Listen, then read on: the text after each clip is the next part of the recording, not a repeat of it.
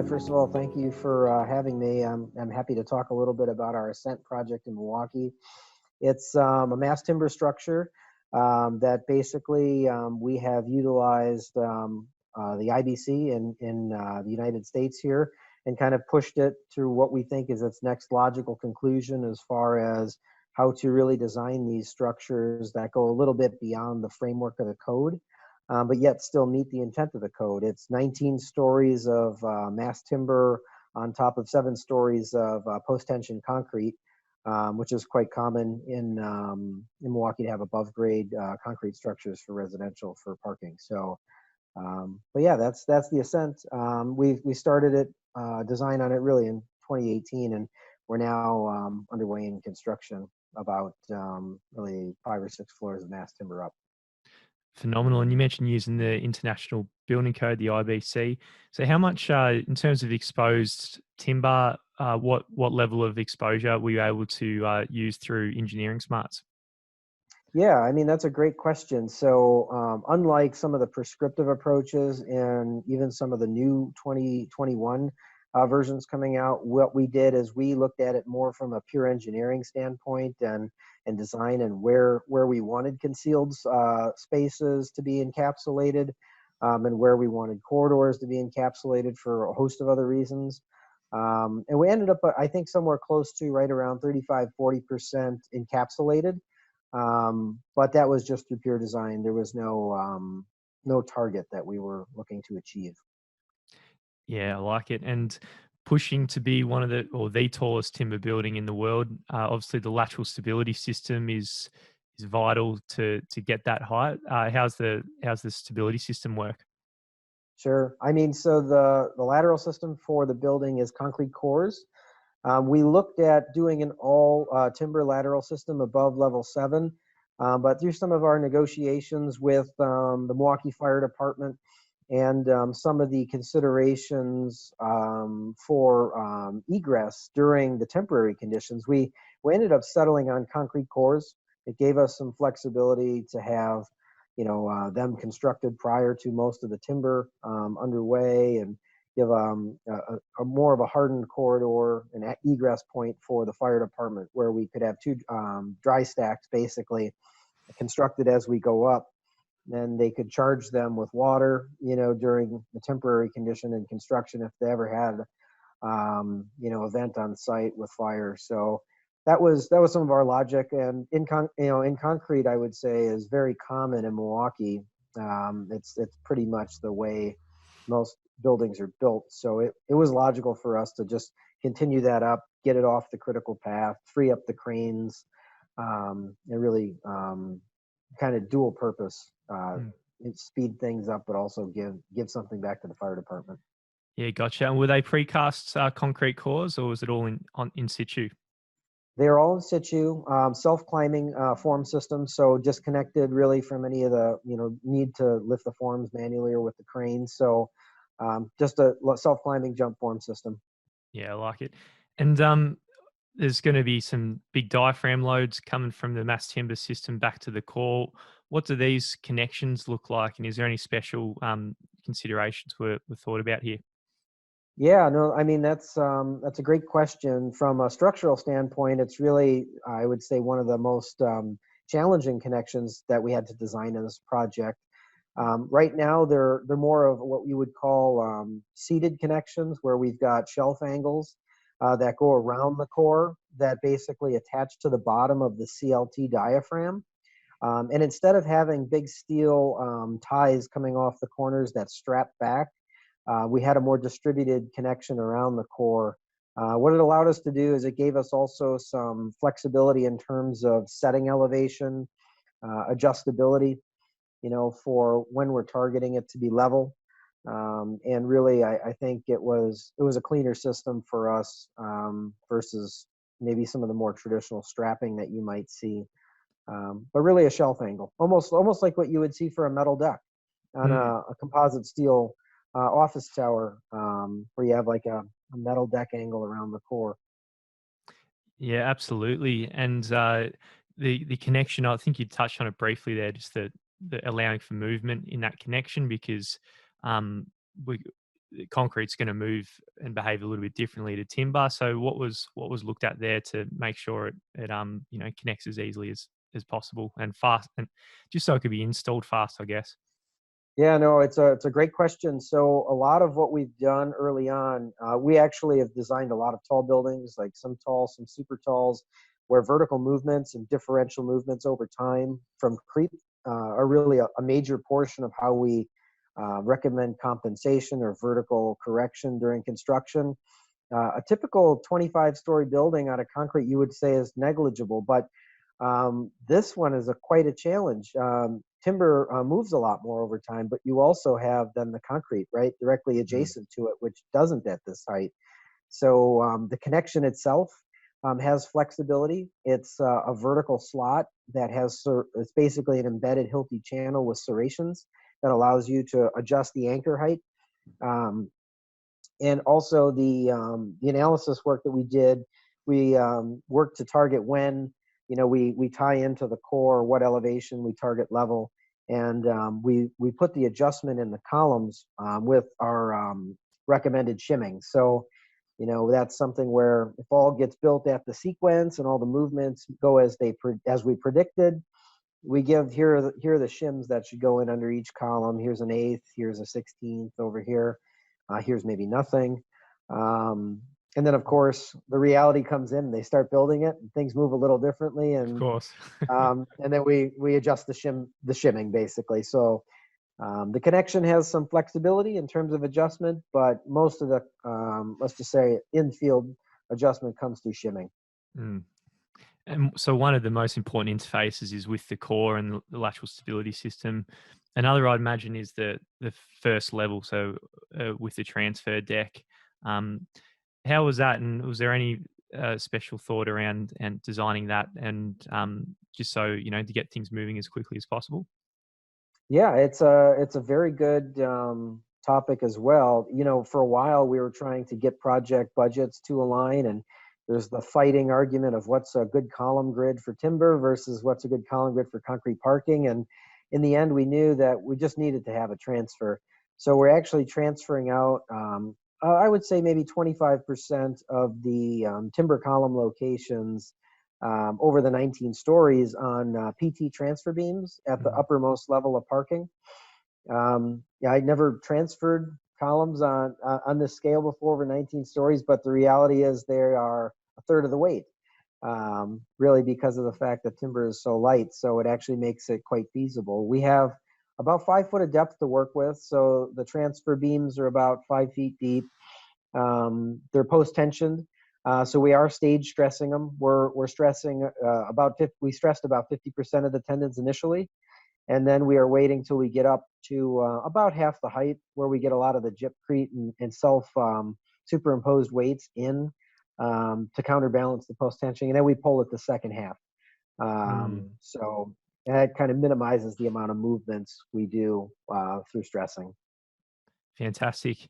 And you're using a post and beam structure. What was the grids that you landed on that was most appropriate, and then also the orientation in coordinating with services as well? Yeah, no, what we tried to do is get beams basically spanning in one direction. We wanted to minimize the number of connections. The hardware, adds up in cost.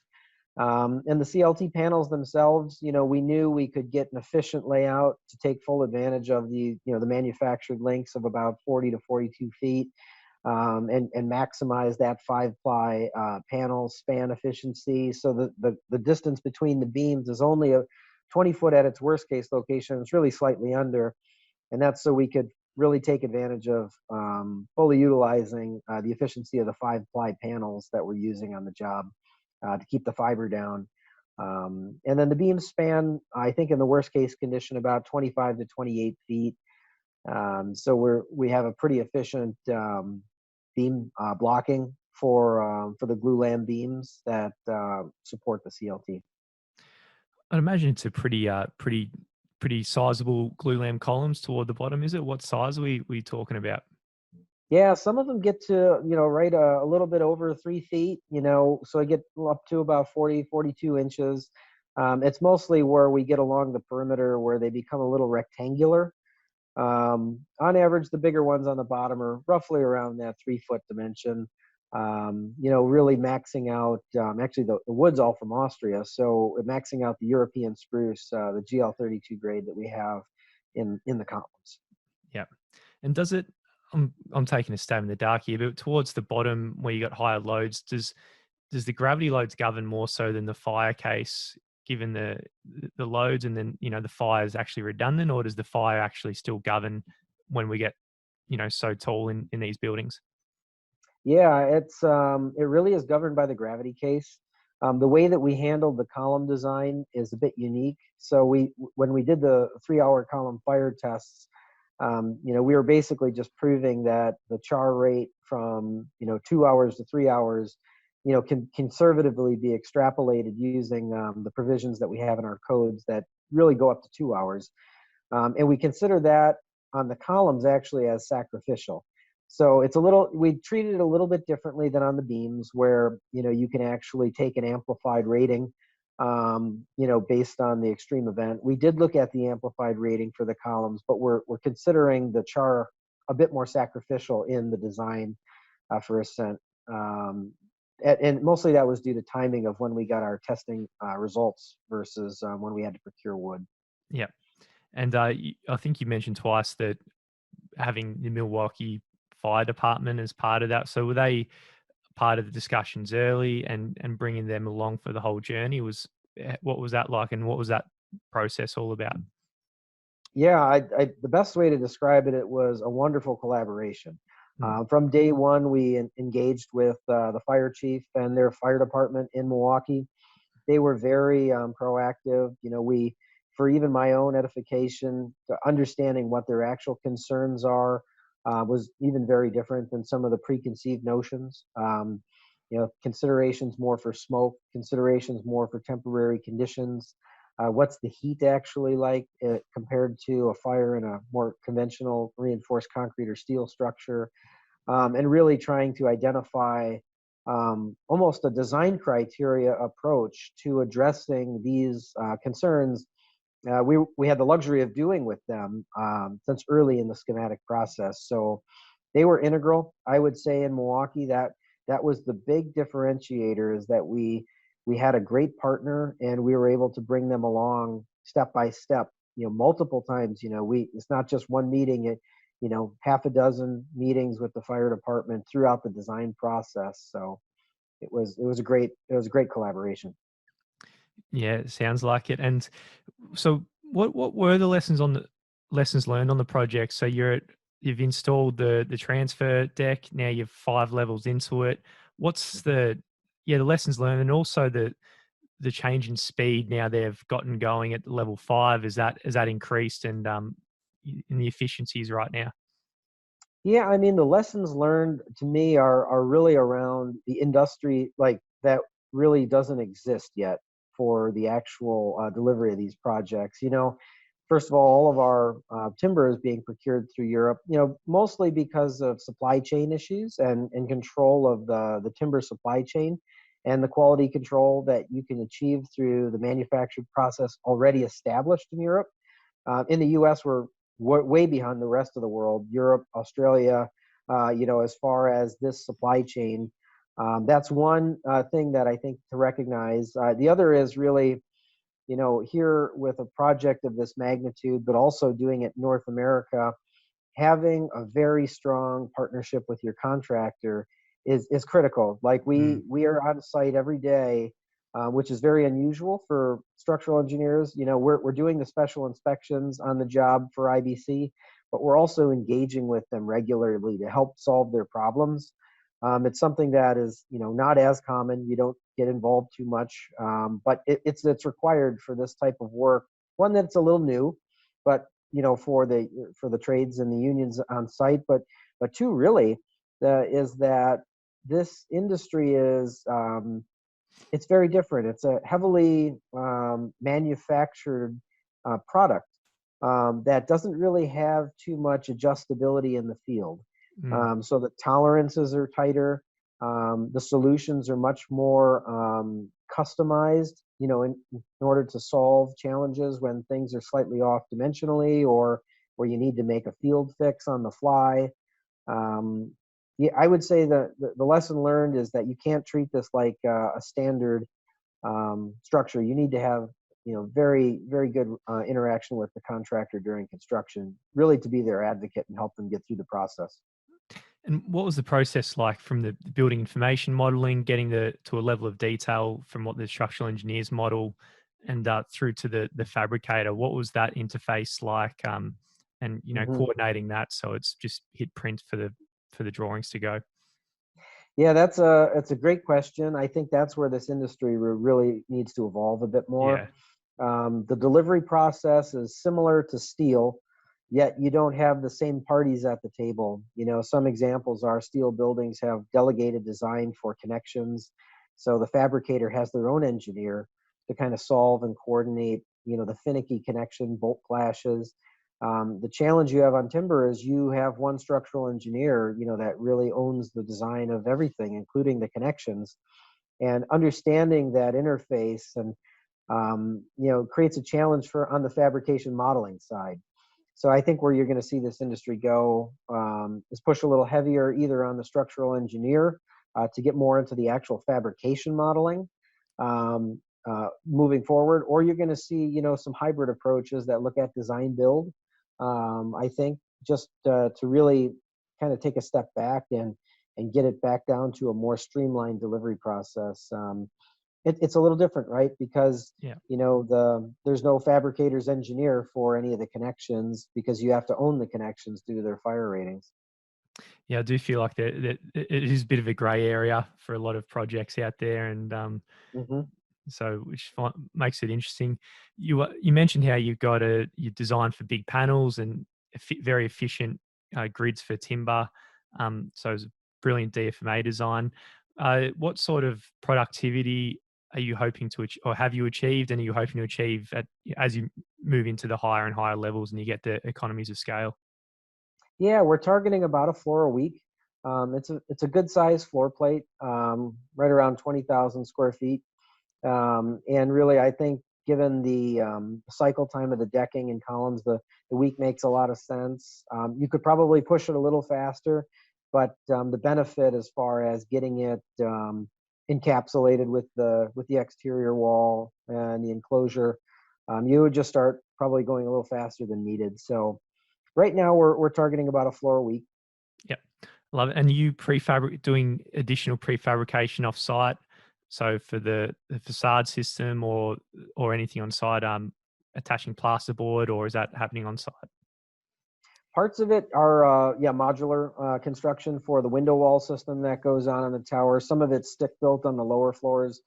But in general, I would say anything you can do with these projects to have prefabricated or modularized delivery approaches helps. I think this is actually a much more precise way of building these buildings. Your tolerances are tighter, than you would have for a conventional concrete or steel, or maybe closer to steel tolerances, let's just say, than versus concrete. Mm, Um, so you have, I think, a lot more opportunity for prefabricated modular delivery to save time and save money. absolutely. Well, thank you so much, John. It's been phenomenal chatting to you. As just for last couple of questions, what what do you see as the future of timber construction after dealing with this? Yeah, it's a great question. I don't really have a good answer for that one. I think it'll be interesting to see how the industry evolves. And I've been in the industry long enough to know that there can be trends and there can be fads. Yeah. But also, I think it's opening people's eyes up also to another uh, product to deliver actually very high quality buildings. There's something to be said about being in these mass timber buildings just from, just a human perspective. They're very warm. They're very, let's say, welcoming. Just when you walk in, and it's hard to deny that really doesn't come out when you go in one of these. Mm, So I think you're going to see more. I think it's going to be also driven too in particularly in North America, where our codes are still evolving. but also the industry has a long way to go to really be able to supply the demand that I think what we're seeing right now, especially on the manufacturing side. You can get the wood, you can get it down to the forest, but really getting the production of the actual glue lam and getting the CLT manufacturing really going here at a level that can support, I think the demand is going to be a challenge in North America in particular. Mm. Yep, totally get yeah. And so thanks so much. If people want to find out more about yourself, about the project, or anywhere people should go, yeah, is there anything you'd like to plug? Yeah, I mean, if you go to our website, thorntonthomasetti.com, we've got, a project page up, and we usually keep it fairly current. But also New Land Enterprises is regularly providing updates on the construction that's going on. They're the developer of the job, really I would say the heart and soul of the project that really, I would say, doubled down on delivering something unique and providing a good step forward for the industry and the world for that matter. They're providing regular updates, our partners there. And also, I'm sure you'll hear more as these conferences continue. We're continuing to push what we know out so that it can benefit the industry. And we're not holding any information back, including the testing that we did. The first 3-hour fire column test that we did for multiple species of wood with the American Forest Products Laboratory, and we're releasing all that information publicly so everybody can use it. So I think there's a lot of things coming. It'll come from different sources, but it's going to be good.